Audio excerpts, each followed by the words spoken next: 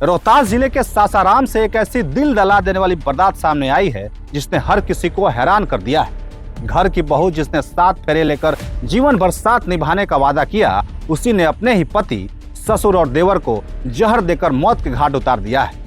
यह घटना अगरेर थाना क्षेत्र की है, जहां बक्सर जिले के धनसोई के रहने वाले बेचन चौधरी अपने 2 बेटे विशाल और विकास के साथ किराए के मकान में रहते थे। राजमिस्त्री के काम करके किसी तरह परिवार का गुजर बसर चलता था। इसी बीच 29 अप्रैल 2025 को विशाल की शादी धनौती कुमारी से हुई और महज 5 महीने बाद ही शादी ने पूरे परिवार की खुशियां छीन ली है। पारिवारिक विवाद ने इतना खतरनाक रूप ले लिया है कि बहू धनौती कुमारी ने खाने में जहर मिला दिया है। मरने से पहले ससुर बेचन चौधरी ने एक पत्र भी छोड़ा है, जिसमें साफ साफ अपने बहू धनौती कुमारी की करतूत लिखी है। फिलहाल पुलिस आरोपी धनौती कुमारी को गिरफ्तार कर लिया है, लेकिन सवाल ये उठता है कि आखिर एक बहू ने इतना बड़ा कदम क्यों उठाया है? क्या वजह थी कि महज 5 महीने बाद ही शादी के बाद अपने पूरे ससुराल को जहर देकर खत्म कर दिया? जो मामला सामने आ रहा है उसमें यही हो रहा है कि पता जो आवेदन आया है उसके आधार पर यह पता चल पा रहा है कि महिला द्वारा जो है अपने ससुर, पति और देवर को जो है खाने में जहर मिला के दिया गया था, जिसकी वजह से उन तीनों को 2 की मृत्यु हो गई है, एक का भी इलाज चल रहा है। घटनास्थल से हम लोग को एक चिट्ठी प्राप्त हुई है और सेल्फास का डब्बा भी प्राप्त हुआ है। कुछ खाने पीने के जिस तरह मिठाई है और कुछ खाना है, वो सैंपल भी ऑफिशियल टीम द्वारा कलेक्ट किया गया, ब्लड सैंपल्स भी कलेक्ट किए गए। इस पूरे मामले में पुलिस की जांच तो चल ही रही है। राज का पर्दा तो जांच के बाद ही उठेगा, लेकिन सच ये है कि जब रिश्तों में जहर घुल जाए तो उसका अंजाम सिर्फ बर्बादी होता है। सासाराम की ये वारदात एक चेतावनी है। परिवार में मनमुटाव कितना भी हो, लेकिन उसका हल सिर्फ बातचीत से निकलता है, जहर देकर नहीं। मेरा भाभी खाना में जहर देकर चली गई है, मतलब वो लोग खा लिए है, मतलब कि कौन ठीक है, कोई ऐसे कर सकता है कोई के साथ।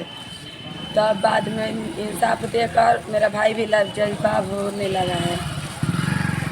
मेरा पापा 2-3 दिन पहले, मतलब मैं तेरी बेटी हम हैं तो बोलेंगे ना पापा सब ठीक है ना, समाचार होता है तो पापा बोले कि रोज़ इसका माँ बहू मेरा भाभी के भाभी खूब झगड़ा कर रही है कि मतलब कि तुम लोग के ना तड़पा मुआएंगे, जहर देंगे।